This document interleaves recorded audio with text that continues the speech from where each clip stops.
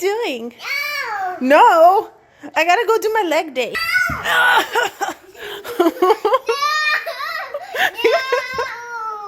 Oh, I'm going. I'm going. I'm going. Yes. Yes. I'm almost there. I'm almost there. You're gonna call Daddy for help? You need a break? This is when I get to escape. No?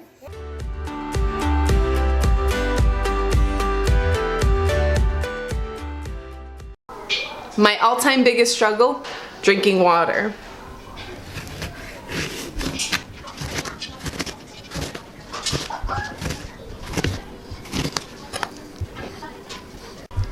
This is hopefully the solution. I couldn't understand why I see everyone always drinking water or even asking for water. I never ask or care about water. Like, I can go a whole day without drinking any water and be perfectly fine. So I decided to Google it because I'm like, what is this? This cannot be good.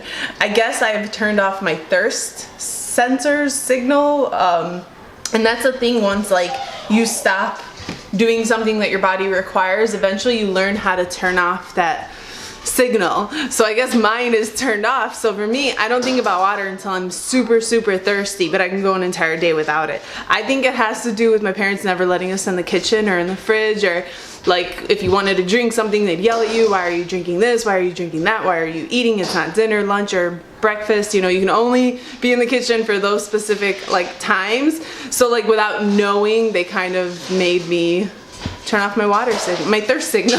So I'm doing this because I love lemon water, and just having it prepared and already in the fridge, I feel like I'll do it already, you know, instead of having to prepare it myself because I'm always on the run.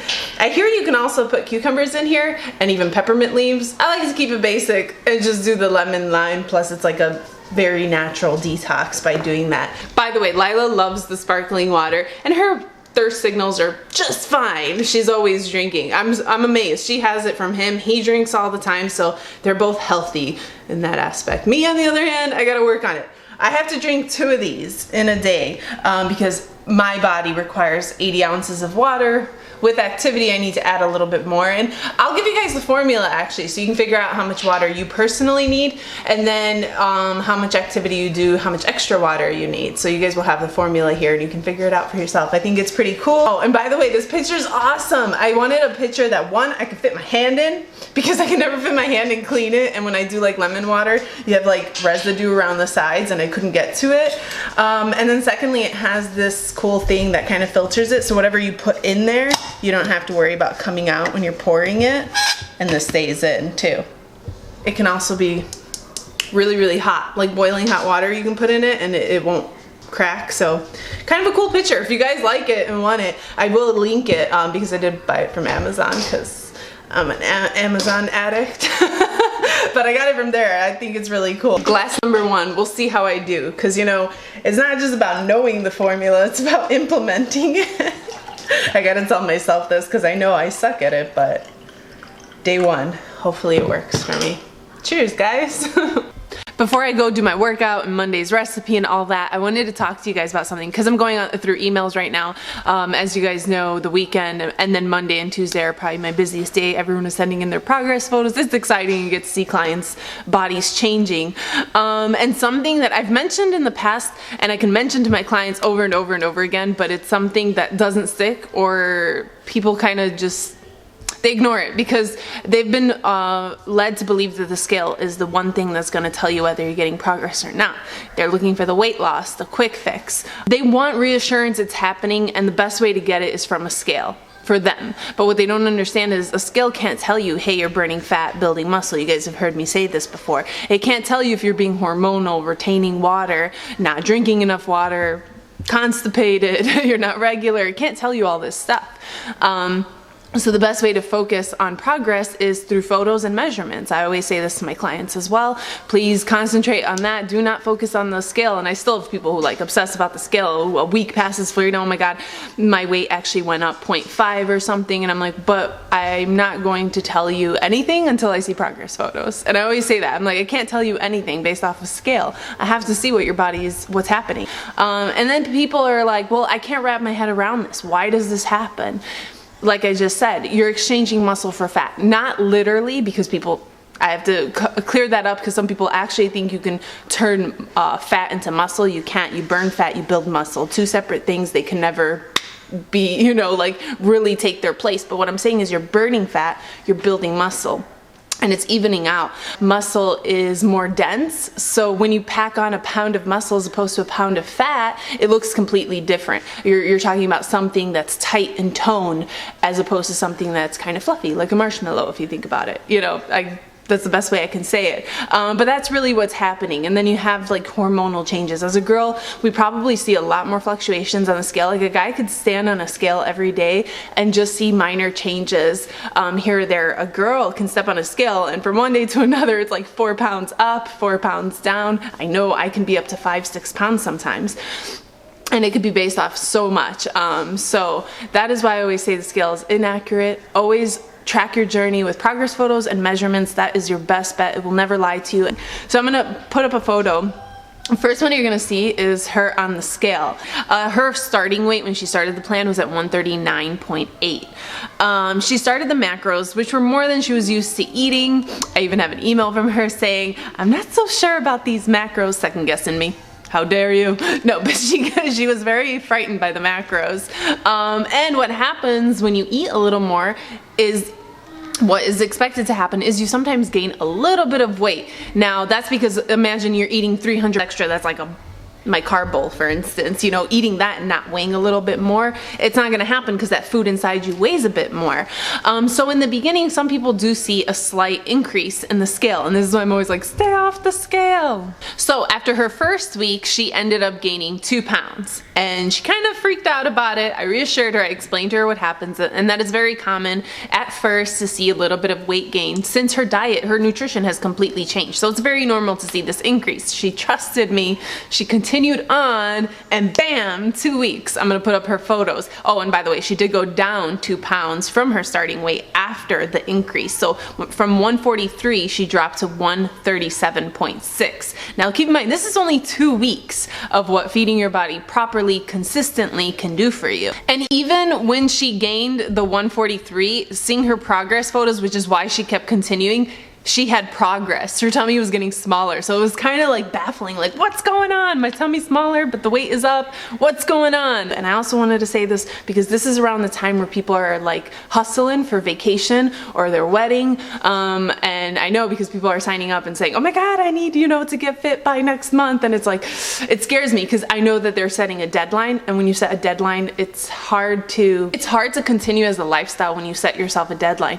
But then you're also feeling the pressure and stressed and oh my God, I gotta get fit, I gotta get fit. And what happens is you start to focus on the scale instead of looking and feeling and being in tune with your body to see if you're actually getting progress. Instead you're obsessing about something that's not relevant.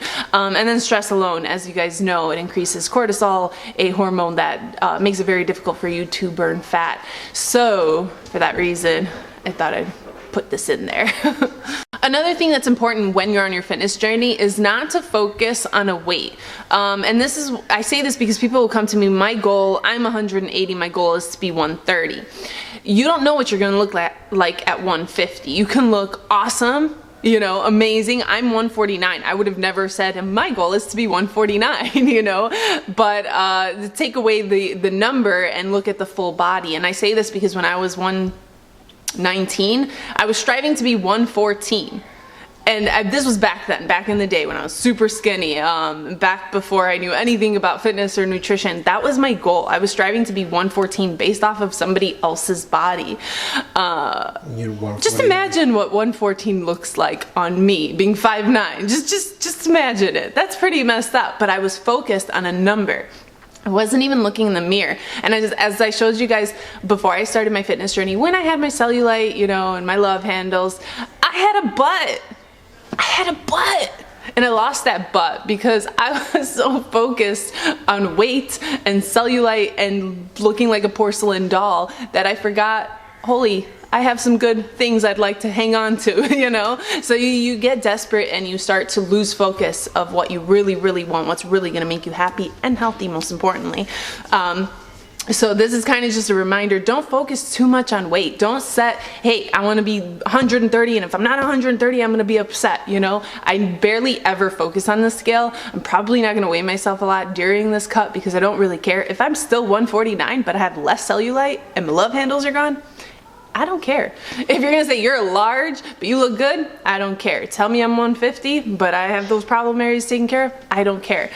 So weight shouldn't be that big of a deal for you guys. Just if you're, you know, starting your fitness journey, getting back on, some things you wanna kind of watch out for so you don't kind of screw up with your mentality and, you know, become extreme or an extremist to the point where it's not even lifestyle friendly or healthy. I'll be posting those photos on Instagram. Follow me there if you're not already, just so that you guys can see them closer up and kind of get an idea of how the body works. I love to see these kind of things. Not a lot of people update me on their weight, which is fine because I kind of tell them I don't want to hear it. More because I get more people that are more focused on it and obsess about it, and I don't want to add to that obsession. So I tell them, if you can help yourself, do not get on that scale unless it's like every 2 weeks or 3 weeks, but don't keep jumping on it every day. But anyways, yeah, let's go do upper body day. We're gonna start on the bike for some cardio. All right, so I'm just gonna do about 5-6 minutes, then I'm gonna head into the gym and do some biceps. I had leg day yesterday, so I'm really sore, but it's fine. I mean, I guess maybe because I don't have it that like, well, 6, it's pretty good. But I feel fine for now.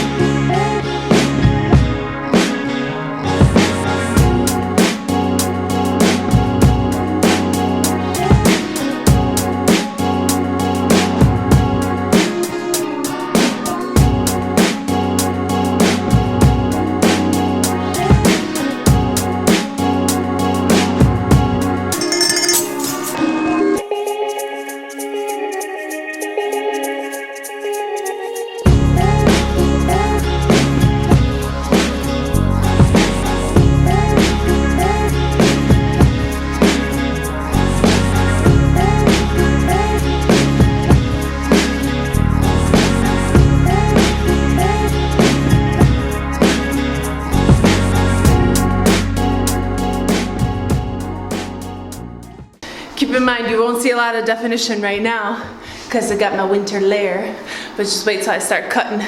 You'll start seeing all that definition coming back.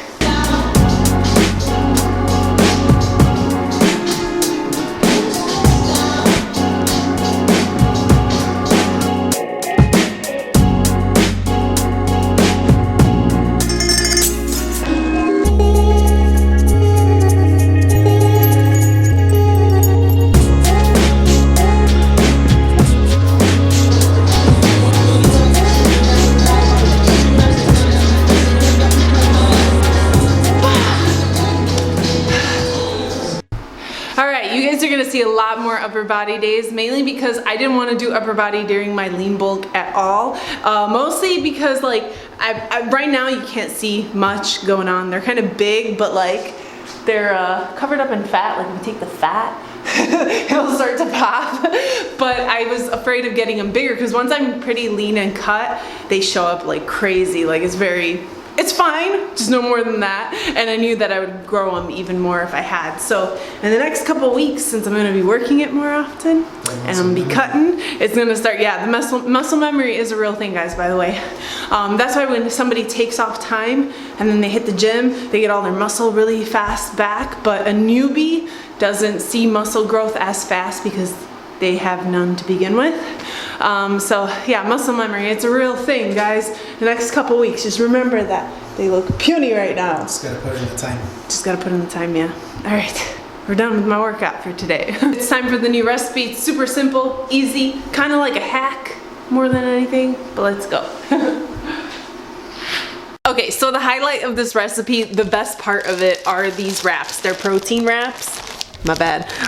There's literally 12 grams of protein in each wrap and only 2.5 fat. The possibilities with this are endless, but in today's recipe, we're gonna do buffalo style. It's like something you would order at the restaurant and be like, oh my god, this tastes so good. I wanna make the same thing, but a healthier version of it. This is exactly what this is.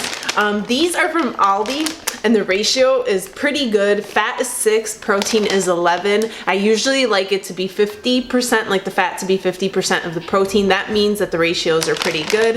They taste really, really good too, so I highly recommend them if you like that. We're gonna do some lettuce, or you can also add a mix like this. He's gonna try this. He's curious about the whole mix. I'm probably just gonna do the regular lettuce. You can pair it with celery because it is a little spicy, so it could be something on the side that you eat. It's crunchy, fresh.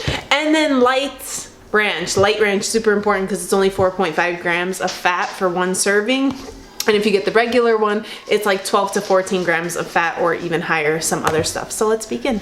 If you want to make your own chicken, that is perfectly fine. You can also add the red hot wing sauce, and it tastes very similar to this one, so do it that way if you prefer. But if you don't have a lot of time like us, you can do the already cooked ones.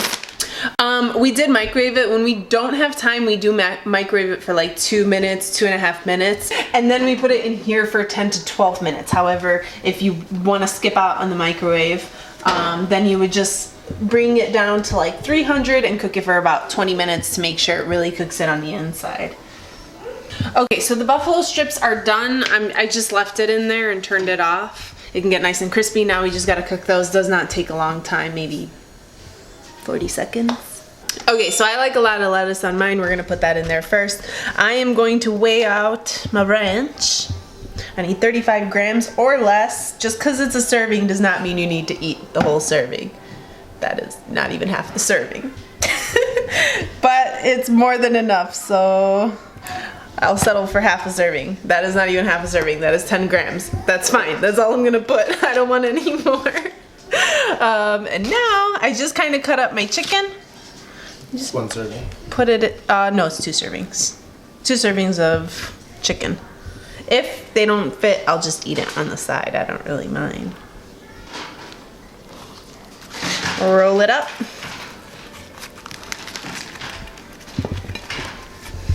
And bon appetit.